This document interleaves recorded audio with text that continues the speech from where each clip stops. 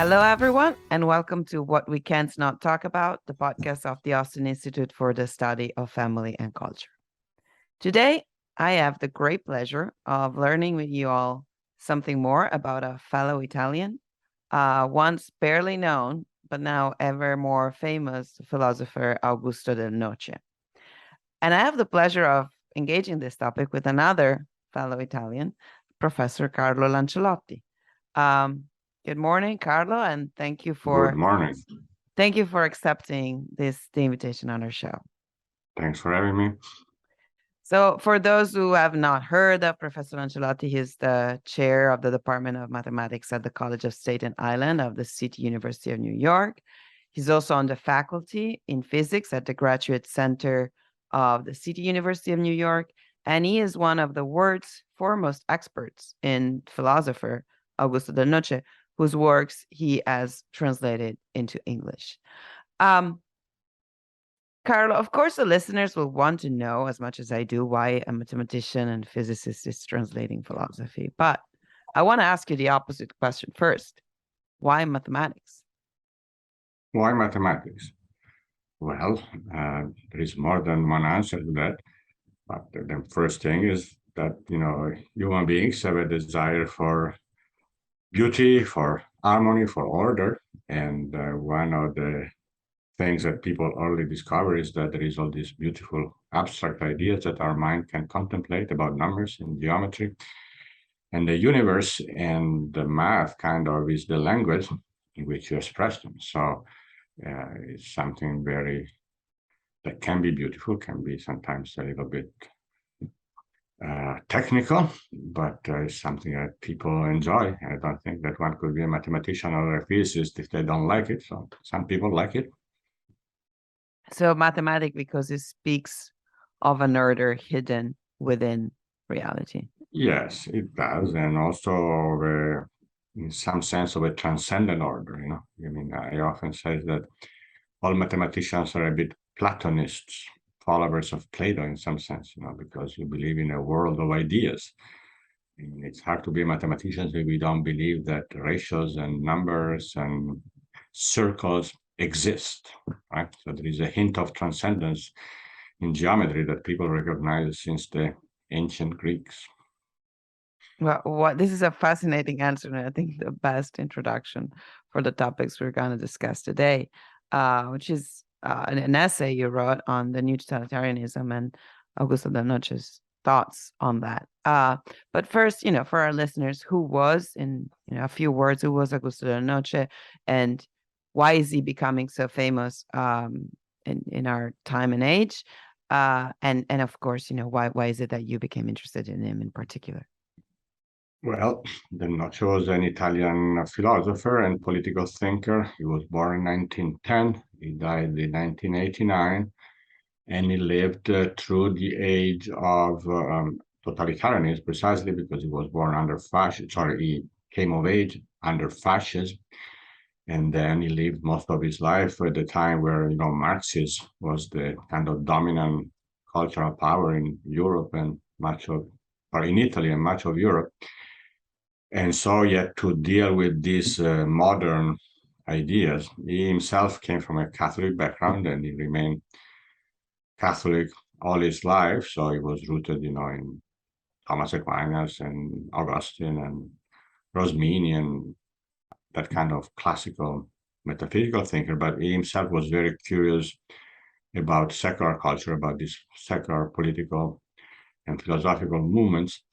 And in his time when he was alive, he was well known in Italy as probably one of the most significant political thinkers, certainly the most significant political thinker with the kind of a Catholic classic, non-Marxist background. After his death, for a few years, he was a little bit forgotten, I would say. Now he's being rediscovered. Of course, as far as the English-speaking world goes, there was a lack of translations. And there is what I always call the chicken-egg problem, that if you're not known, you're not translated. If you're not translated, you're not known. I like to complain that, America is a big country surrounded by oceans, and you can see it as a big island also culturally. So a lot of interesting authors sometimes are not translated for whatever reason, because there is a lot of domestic production of ideas, I suppose. But at some point, I always was interested in Del Noce since I was younger, because it helped me understand the culture. I always find it very helpful to understand modern history, fascism, communism, Marxism, liberalism, all these isms. Mm-hmm. You can call him an ismologist. I was a big expert in political doctrines, which are still with us. So I always find it personally very helpful. But then I think it was, I don't know, about 10 years ago, I was visiting my father's house in Milan, Italy, and I found a book in which, for example, Del Noce back in the 70s was talking about the inevitability of, for example, it was about same-sex marriages, which at the time, like 10 years ago, were kind of a hot topic. And I said, yeah, Del Noce really had a very prescient, almost prophetic ability, not because he was a prophet in a literal sense of the word, but because he had a very clear sense of the logic of ideas. And he was able to say, if you start from A, B will follow sooner or later, right? So he was kind of a theoretician of the slippery slope, if you wish. He was very good at understanding where things were going. And I said, well, it's kind of a shame that it was never translated into English, because to a large extent, some of the more revolutionary secularizing trends that we have seen in America in the last 30 years happened earlier in Europe. And so by looking at the European lesson, one can understand also better, to some extent, what's going on now in the US, also with big differences, of course. So long story short, I thought it was a bit of a shame, and I realized that somebody had to translate it, so I decided to do it. Of course, you get translations with some Italian accent, so to speak, because I'm not a native speaker, but so far people have mostly enjoyed them. All the reviews have been very encouraging. So I ended up translating 3 volumes. The Crisis of Modernity, The Problem of Atheism, and The Age of Secularization. And the Age of Secularization. And heads up for the ones that are signing up for the reading group. We are gonna read some Del Noce soon. So for those of you who are in Austin, you might be interested in that. As you were speaking, before moving to the following question, that's more to do with the essay, I was just thinking, this thing about his living in fascist Italy and knowing communism and the communist mentality of it, and Marxism. Did he at some point embrace Marxist ideas, or was he always? Did he never do that? Like, what was his path in that regard? There was a period of about 1 year in his life in which he was very interested. He was always very interested in Marxism because he thought that Marx was kind of a prototype. To him, Marx was not just the founder of communism, but he was a real philosopher. He really respected a lot Marx as a philosopher. He thought that Marx as a philosopher represents the prototype, the first incarnation, the first appearance of a certain type of modern atheism that turns into politics. Because one of the Noce's ideas that consistent atheism, in some sense, has to refute the idea of original sin by showing that we can change the world. And so there is a logic by which a consistent atheist either he becomes desperate or he becomes a politician. So anyway, this is just a caricature. But Del Noce was always very interested in Marxism, but he discovered him very late, around 1942, during the war, when he was already in his early 30s. And at that time, there was a whole movement of young Italians who were looking at Marxism as a possibility to oppose fascism. And so the big question there was to oppose fascism and then, of course, Nazism. And so some young Italian Catholics had this idea that Marx had an insightful theory of history, and one could separate Marx's theory of history from his atheism and replace it with kind of a more Catholic traditional morality. So their project was to combine the Marxist theory of class struggle and economic analysis with the Catholic ethics, right? So this project was very tempting for Del Noce's generation during Second World War, and he himself was interested in it for about a year and a half, I think he says, between 1942 and 1944. But this motivated him to really read Marx. And really his reading of Marx, especially of the young Marx, the manuscripts of 1844 is called, and the German ideology, those are the Marxist earliest works, really showed to Del Noce very quickly that the Catholic Communist Project, as it was called, this synthesis of Marxist theory and Catholic ethics, was not going to work, because Marxism was too deeply atheistic. Essentially, Marxism does not accept the idea of ethics. Marx does not advance the revolution out of a sense of social justice.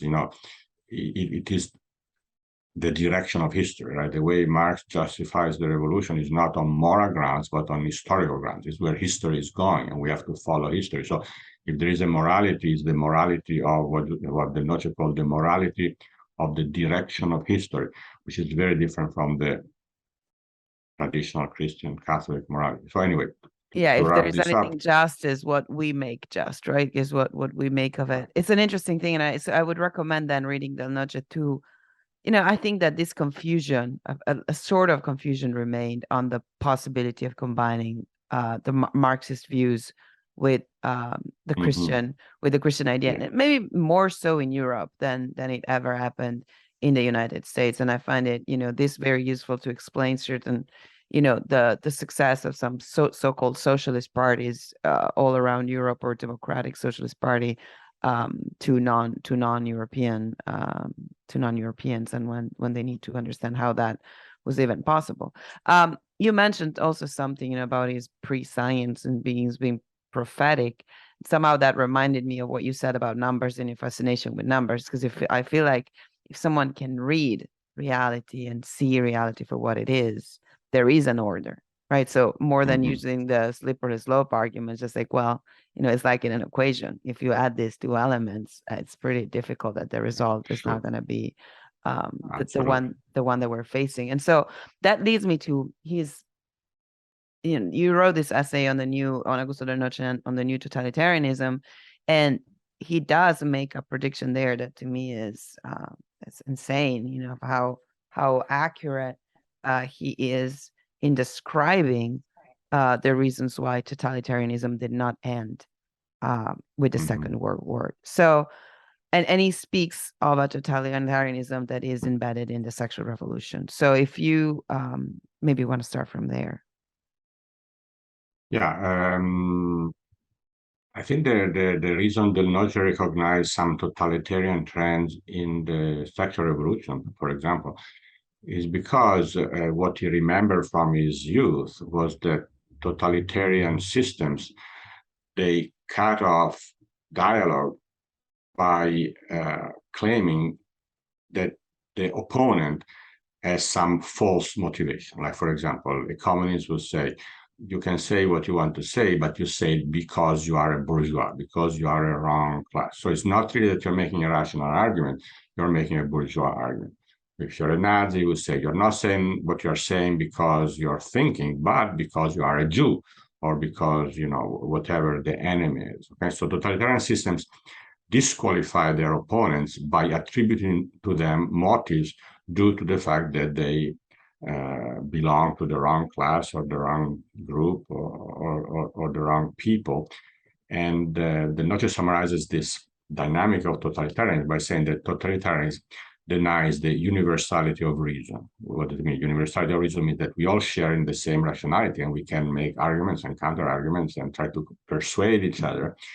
But there is no persuading somebody who believes in the direction of history, right? So there is no persuasion of a person who thinks that you are speaking in this way because you are a Jew, or because you are a bourgeois, or maybe because you are a racist. Even racist could be turned into this kind of ideological category and used to disqualify people. Or, and this is going back to the sexual revolution, Del Noce noticed that there was the repressed, the bigot, the person who is sexophobic, all these phobias. Okay, this is an example. Del Noce, when you use the word phobe, I say when you abuse the word phobe, you are engaging in borderline totalitarian thinking, because you're not saying that your morality is different from my morality, it's wrong, it's right, we can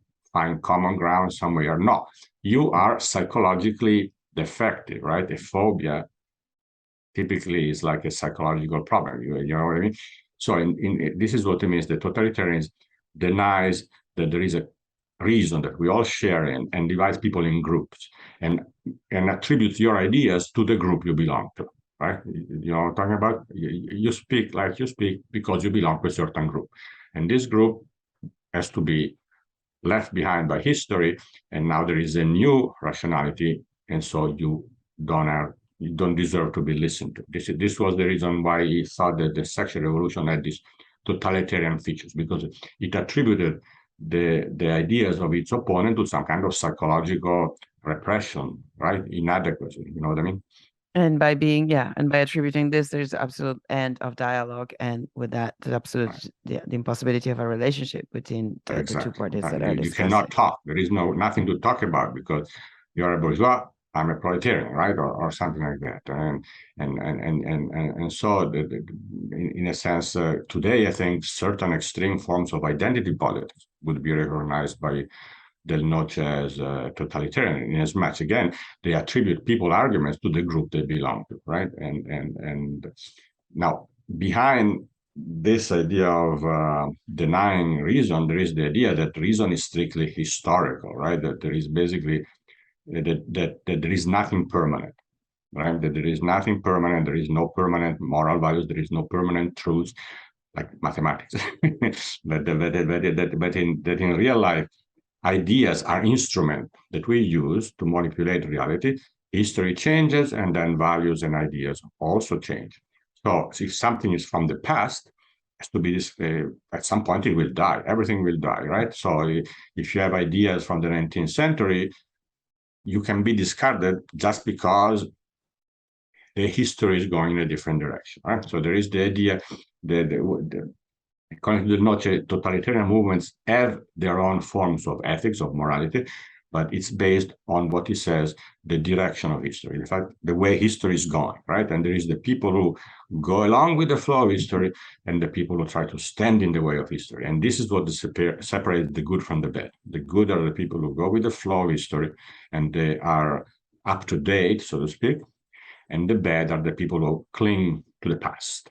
And on that, we could have also the Ubermensch, which is the one that decides the direction of history, right? The there are hero. Some similarities. Yeah. Although, and Nietzsche's Overman is very individualistic, while, of course, the Marxian is collectivist. But there is some, I mean, since you bring it up, Del Noce thinks that totalitarianism is political atheism. I mean, I think that he believes that once you eliminate the transcendent, once you eliminate this kind of transcendent, permanent values and truth, it is kind of normal that people then will start think that they can make their own history, and that history determines morality.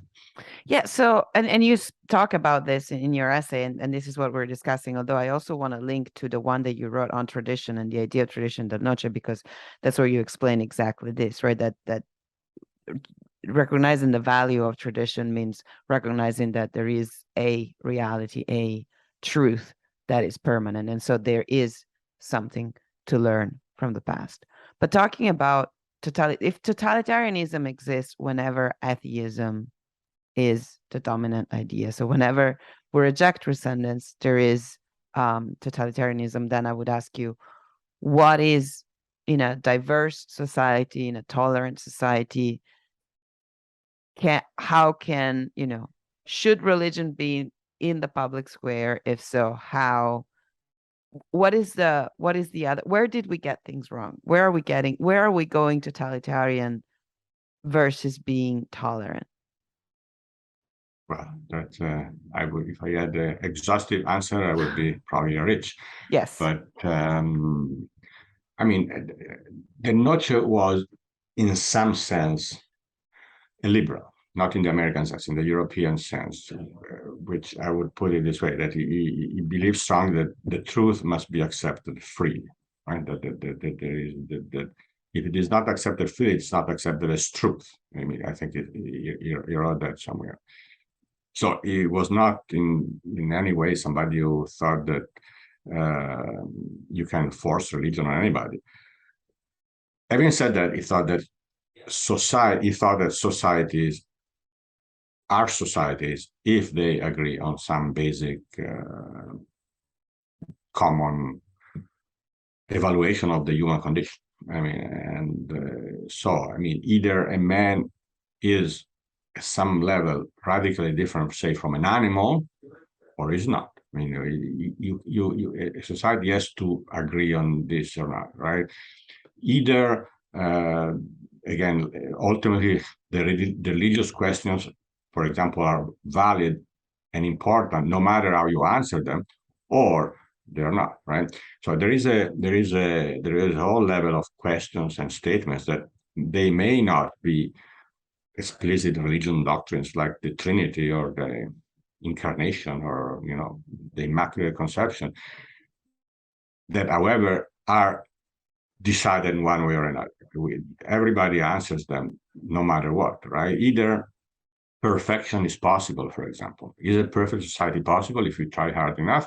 Or is there some original flaw in the human condition such that it's more prudent to try to limit damage as opposed to pursue perfection? See, this is another metaphysical, philosophical decision that everyone has to make. And Del Noce felt that at this level, pluralism is impossible. If you have a society in which half of the people think that you can make human sacrifices and the other half thinks that you shouldn't make human sacrifices, you don't have a society, right? You have people living in the same space, living in the same territory geographically, but not unified by any common ideal. So I don't know if I'm answering your question, but yes, you absolutely are. So it's by dismissing the question as irrelevant, and then from there, maybe banning it, even saying we cannot ask this question in this realm, right? Like we're talking about healthcare. We cannot wonder whether it is right to kill or not the person who's suffering, right? Because that right or wrong is a question that doesn't belong in the healthcare environment, and so that so extreme. Del Noce would certainly disagree with extreme Anglo-Saxon or whatever English-speaking procedural liberalism, the idea that you can have no common values. That he would certainly disagree with that. I mean, that you don't need them. He says that society cannot operate without making implicitly or explicitly certain metaphysical decisions. And what I think is fascinating is how you point out that I think it's him, right, that just uses the word scientism and points out how we move from the good life, which was what, we often talk about the good life here at the Institute, and we try to bring it back. We had to move from the good life to well-being, because the concept of a good life implies, a life inspired by virtue. And instead, with well-being, it's something that we can measure. That is just based on some factors, right? So how satisfied are you with your job? Are you satisfied with your marriage? Like, and plus or minus. Like psychological analysis, which is kind of the post-World War II American form of totalitarianism, right? So I wanted to ask you precisely about that, because I think it's fascinating when he says that there is this elimination of philosophy in the metaphysics, because we would then use psychology or sociology and measuring, but without, like, the premise is not is not explicit. Is that, could you say a little more about that? Yeah, I will. I mean, Del Noce in the 50s and 60s, when he was now mature, he lived through what we can call the golden age of the human and social sciences, right? And especially in the US, this idea was common that that religion is a source of division, philosophy is not ultimately possible to achieve a consensus, so we can build society around a consensus based on science, which by necessity must include, since physics, of course, will not do anything for that, or chemistry, you need the social sciences. There was the idea that you can set philosophy aside, and just unify society through a sociological, psychological, anthropological analysis. And Del Noce calls this sociologism, meaning precisely turning sociology into an ideology. And he was critical of it because, in his view, again, even the best sociology, knowing or not knowing, makes philosophical assumptions. It's impossible not to make philosophical assumptions. But what is worse, once something receives the shine of science, you have this situation in which, again, you can deny the universality of reason. You can become totalitarian because you can just say that, science says A. And there is the people who want to follow science and the people who want to follow religion. The opposition of science versus religion is very artificial, right? But it is exactly kind of the slogan of this type of sociologism. The truth of the matter is that every sociologist, when you have to evaluate whether society is working or not, you have to make some assumptions about what's the good. You have to make some assumptions about what's desirable, what is human fulfillment, what does it mean to have a working society. The devil is in the rubrics. The rubrics is how you check the points and discuss whether we are doing well or not. But if you forget that, if you forget your metaphysical and philosophical decisions, then you can force your own metaphysics onto everybody else under the cover of science. And this is what, and claim that science is the only form of knowledge, as if it did not rely on some pre-made decisions. So Del Noce calls this kind of ideology scientism, the turning of science into an absolute method of knowledge, and again gives it sees totalitarian elements there. Yeah, there is a quote that you have in your essay that if you don't mind, I would like to read here. Of course. It's directly from Del Noce. Quote: "The collapse of the idea of a normative order of values that had been affirmed by traditional moral thought, and that in some way the secular morality of the 19th century wanted to preserve. The only remaining value will be the increment of perceptible life, in short, well-being, and every human activity and religion itself will be viewed as a vitalizing tool." Mm-hmm. Now, I wanted to have this quote because I think that this is, I'm working in a research institute that does a lot of sociology, but many times what we, even working here, find disturbing or not credible is when human flourishing is measured with this assessment of well-being that pretend try to make us believe that they're being unbiased by any, and that's exactly what he said and what you were just saying. This is impossible, right? There is an assumption, and according to Del Noce, this setting the premise aside and living in what he calls a technological society, which you might want to maybe share what exactly he means by that, by being technological. But he says that all these leads to the absolutization of politics, like everything becomes political. Maybe the passage is not that clear for our listeners. Yeah, I mean, for him, technological society is precisely a society which is totally closed on itself. Again, there is no transcendence. There is, and he says that even in Marxism, in a sense, there was a transcendence. Like I said, the transcendence was not vertical towards God; it was horizontal towards the post-revolutionary perfect society, right? But in some sense, even if it was in the future, there was still transcendence. There was still something that was a different reality. Now, the technological society assumes that the reality we have is the only possible reality. There is no heaven, there is no Marxist future, there is just this world. So deal with it. and the best we can do is to manipulate it with our ideas, with our techniques, with our tools, and make it the best possible world, but we are stuck with it, right? You cannot dream of anything else. There is no transcendence, and so in a sense we totally belong to it, right? We are like the cogs of a machine. There is no world outside the machine, and we are part of it, and you cannot, in a sense, complain. You cannot rebel because there is nothing outside to compare against. You know what I mean? There is no outside criterion to accuse the machine if the machine crushes you, so to speak. So you see that this is where the totalitarianism comes in, and also where the politicization comes in, because then what is the fulfillment of human life is not to conform to an ideal. There is no transcendent ideal greater than that to which we can strive, right? There is no beauty, justice, truth that we are going, that is greater than us, that we can try to strive for. Ultimately, the fulfillment of human life is to change, to operate change, to make change, to bring about change into this closed system, you know, of the world. And how do you bring about change? How do you make a difference?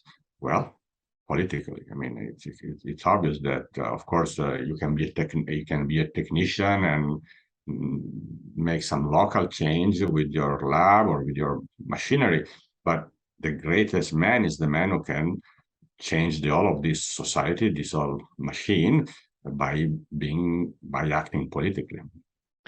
Which to me makes a lot of sense, because if politics becomes the way we interpret everything, then, you know, it makes sense that we live in a world where we are divided on every issue. Yes, and again, politics is going back to Marx. Politics is the interpretation of the direction of history, right? Since the only criterion of truth and justice is the direction of history, the politician is the interpreter of the direction of history. I very much like something that Professor Robbie George often says, that there is no such thing as the right side of it, being on the right side of history, and that's probably a lie that we have been, you know, inheriting and listening to, and thinking that there is. It's really a Marxist idea, which of course you don't need to read Marx to come up with it again. I mean, Del Noce does not think that Marx was the source of all evil or anything. He just think that Marx was the first one to express certain ideas that can be also rediscovered independently. You know, you can have somebody in Texas who never read Marx, but if he follows a certain logical trajectory, we'll end up with the direction of history, with the importance of politics, the primacy of politics, and so on and so forth. Again, Del Noce was good at catching the logic of ideas. Then, of course, Marx is used as an example, you know, as one of the first one who kind of really, you see this happen for the first time, but it can happen again in different ways. And it had happened, as he points out, in the past, and he, you know, talking about the Greek sophistry, and on the other side, the desire to find the metaphysical reality of things that we have in ancient Greek philosophy. Yes, right, absolutely. I mean, and so this is why, you know, Del Noce, it was a bit, sometimes in conservative circles, there is a bit this idea of the domino, right? That there was somebody who made a mistake back, I don't know, Occam or Descartes or Bacon or Marx made a mistake. If somebody had killed Marx when he was a child, nothing would have happened, you know, because there is this sequence of bad consequences. Of course, there is intellectual traditions and influences, and people read books and learn from other authors, but some things can also re-happen on their own, right? I mean, nominalism happened with Occam, but then it didn't dominate for 700 years. Why did it come back? Well, these are complicated things. Del Noce was not a simplistic thinker. We shouldn't be too linear ourselves. So we, you know, when people talk about cultural Marxism, it's both true and can be exaggerated. You know, I mean, it's true that now, for instance, in America, you see ideas that you can recognize as Marxist. Some of them don't come from a direct influence of Marx. Some do. I mean, it's complicated. But they might have the same rejection of the transcendent. Right, exactly. They may end up in the same place. You know, I mean, like Gnosticism. You know, now think of these people who think that the singularity, you know, the transhuman, the people who are we're going to become. Science and technology is going to make us these super universal brains. We are going to download ourselves in a supercomputer and live forever. That's Gnosticism, or the Matrix, right? The movie, The Matrix. That's a kind of a Gnostic view of the world, but it's not because these people necessarily read the Gnostics of the 4th century.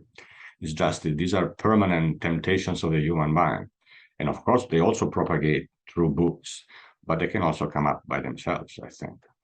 Yeah, and the mention of Greek sophistry in this case, and it was also by Joseph Pieper, was also talking about that in his abuse of language, abuse of power. So there's some of that, but all these, bad ideas and good ideas that come back. I think in that, King Solomon says it and says there's nothing new under the Of course. sun. And I think that Right. it's good for scholars to remember that whenever we think that we are writing or thinking something that, but it was already said, it was already done. That's normal, right? There's No, that's absolutely true.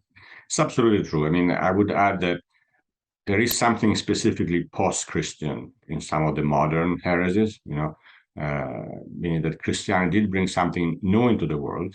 And so also some of the reactions against Christianity had to be somewhat new, right? And this is the Gnostic idea that the modern age is marked by atheism, meaning that some of the old heresies like Gnosticism took a new flavor, a new form in response to Christianity.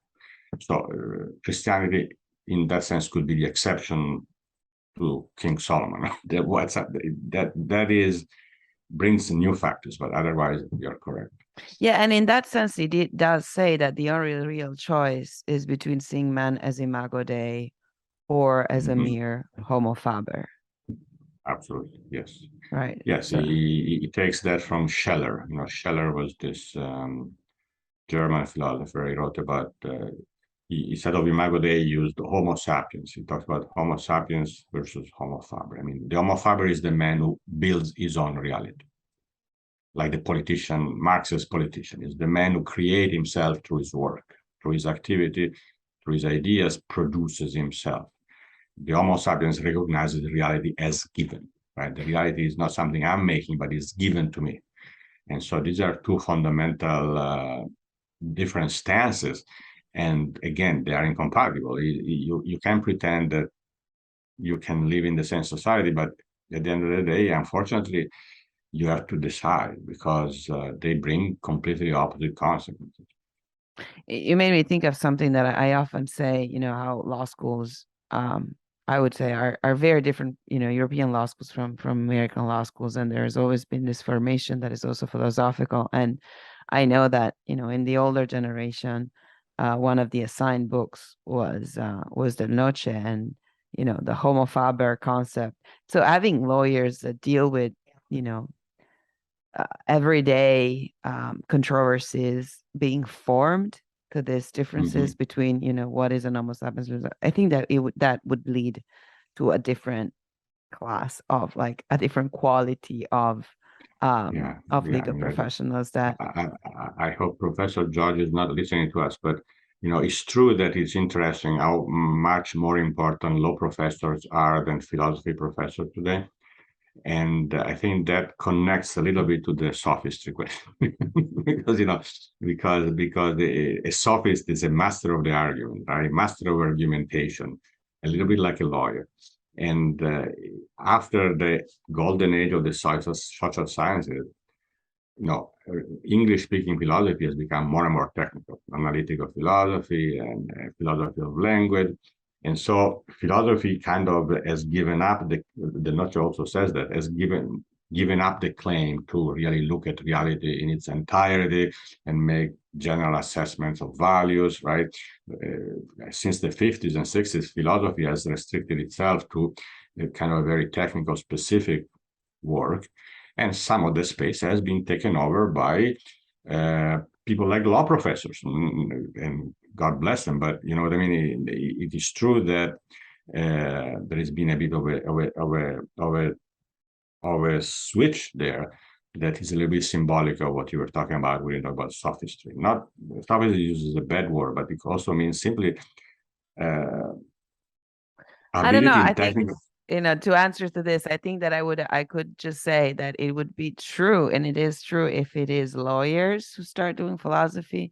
It is less true if there are philosophical minds Law professors, do absolutely. law as Yeah. right. So absolutely, but okay, let's put it this way. Then I would put it in a positive sense. It's interesting that the philosophical minds often have to work in law schools. That is very true. On that, I would totally agree. And I had a great PhD supervisor, as a criminal lawyer, but to me, is like one of the best philosophers, like that, like active philosopher. that I met in my life.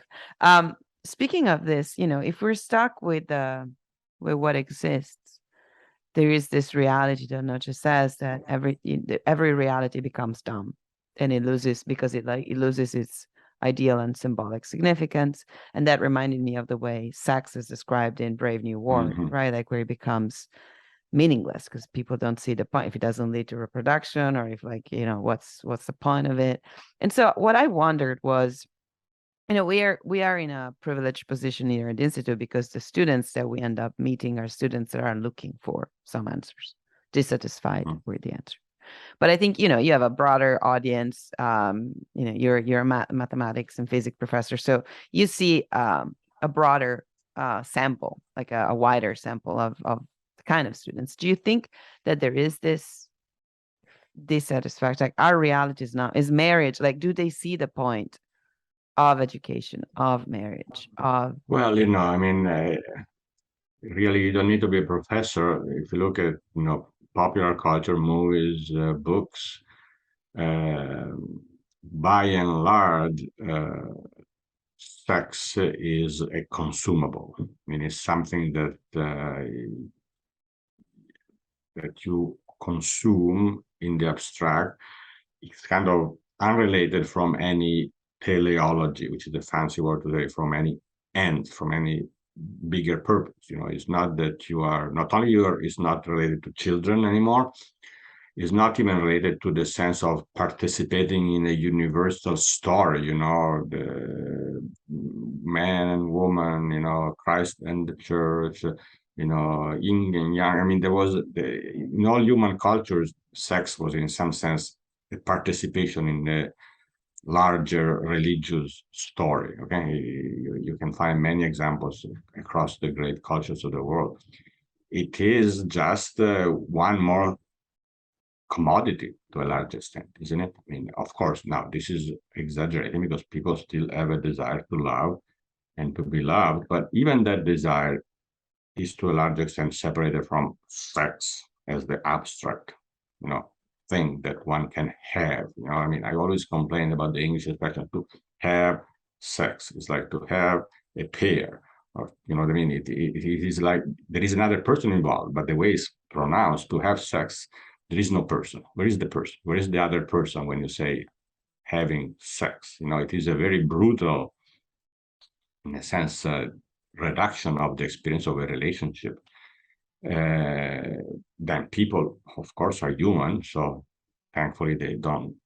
We hope some of them, at least, they don't accept that, and they still desire a relationship more than the desire to have sex.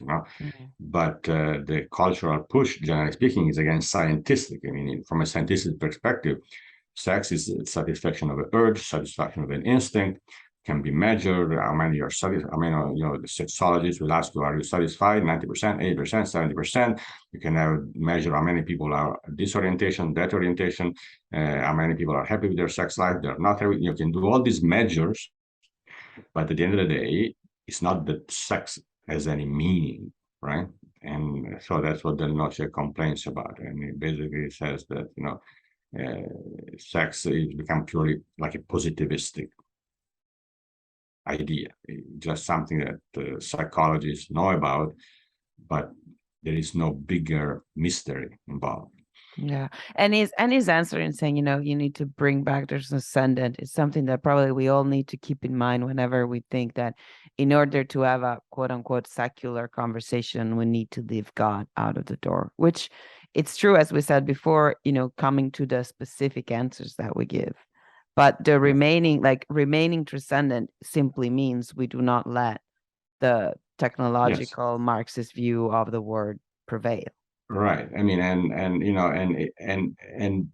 I think that the human heart, so to speak, is behind us, meaning that people do have deeper desires. At the end of the day, to affirm this kind of materialistic or positivistic view of human relationships, love, sexuality, involves a serious reduction of what people truly desire. Because if people did not have those desires, then Marx would be right, or but people do have larger desires. I mean, what I'm trying to say is that the transcendence is not just an abstract idea that we bring in from outside. But the transcendence is just a reflection of what you find also in people's own structure, what people want and what the people aspire to, what people desire. So one should start from there, I guess. Yeah, start from listening to the things you know about yourself, regardless of what the word tells you is or isn't true.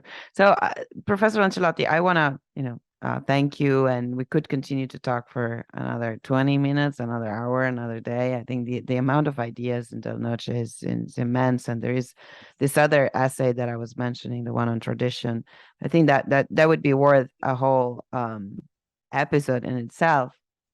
What I wanted to ask as a final, as a final question to you was more for people who are interested in, in discovering more about Del Noce, but, even if you had other philosophers, maybe even English American philosophers or books, essays, things that you would recommend for people that want to learn more.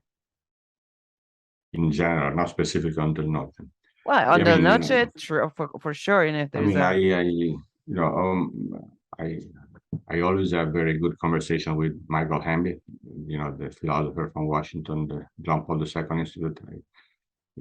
He's a little bit apocalyptic, as I tell him, but he has a good grasp of American situation. He likes Del Noce. He's a little bit critical because he thinks that Del Noce does not fully understand the American twist to modernity, but that's a conversation that we are having. But I mean, Michael, I think, is a good person to read. There is, I'm from Italy, so there is a couple of other philosophers that I like. They're Italian. There was one, if people are inclined toward more Thomistic philosophy, I know they're now translating Cornelio Fabro, was a very good philosopher.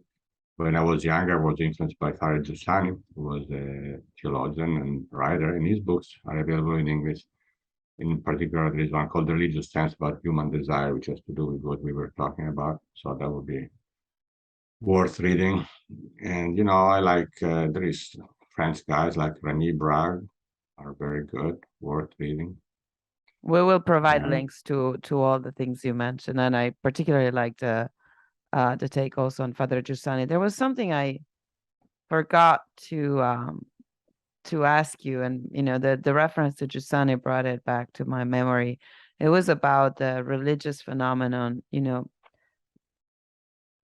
Why, if you have, I don't know if you have an answer to this, but if you had a brief answer to why apparently the U.S. remained a more religious country than Europe did, and if this is just an appearance with that emptied religion that Del Noce talks about, or if that is that's a very good question. That's one of the things that Michael Hamby and I debate. He's very negative on American religion. Okay, one can make the case that Protestantism is more dualistic than Catholicism, right? Dualistic means that it's more of a separation of reason and faith, for example, right? And so in Protestant cultures, it's possible, it's easier perhaps to maintain a formal religiosity while your judgments about sexuality, work, the economy are already more materialistic, you know what I mean? So that's one interpretation. One interpretation is that that because of Protestant dualism, America is more atheistic than church attendance would suggest, right? And this was also the thesis of my friend, another person worth reading, David Schindler. Actually, two Schindlers, father and son. They're also very good American authors that one should read, but they are both very negative on American religion. Having said that, it's true, though, that in America, there is less weight of history, right? So people are more, in some sense, open, which means that, like, while in Italy, you still have all this weight of cathedrals and artwork, and that kind of keeps people grounded. In America, people maybe have less of that tradition, but they're also more curious, more seekers. I mean, I have met very great believers and people and thinkers in America, but they were usually self-taught. Meaning the explorer. Right, the explorer is something that you can find more in America than in Europe, I think. But I think that's the strength of American religion. There is still this freshness of people searching, and sometimes you find these great personalities that find out things. But having said that, Del Noce was not optimistic about America because he felt that exactly it's less anchored. So he felt that if there is a process of disintegration, what he calls this process of disintegration, he thought that America was potentially more fragile. That's what his Which, we could agree that it was true. Since we both live here, we might also agree with what you just said, that there is also more desire to do better, and more, what I feel like the trust that we can. I mean, at the end of the day, God is fair. There is always pluses and minuses, and you have to do the best with what you have. And I absolutely agree. I think we made the best of what we had in terms of the time we had for this recording. So thank you very much again. Absolutely. And thank you. I hope to talk to you again, maybe to have you here in Austin at some point. It would be delightful. Great. Thank you very much for listening, and we hope you enjoyed the episode of our show, What We Can't Not Talk About. If you did like the episode, remember to share it among your friends. Do not forget to subscribe, and if you can, please donate to the Austin Institute. Your donations make it possible for us to continue to do this, but above all, they support our local programming and the important, if not crucial, research of our fellows. Thank you.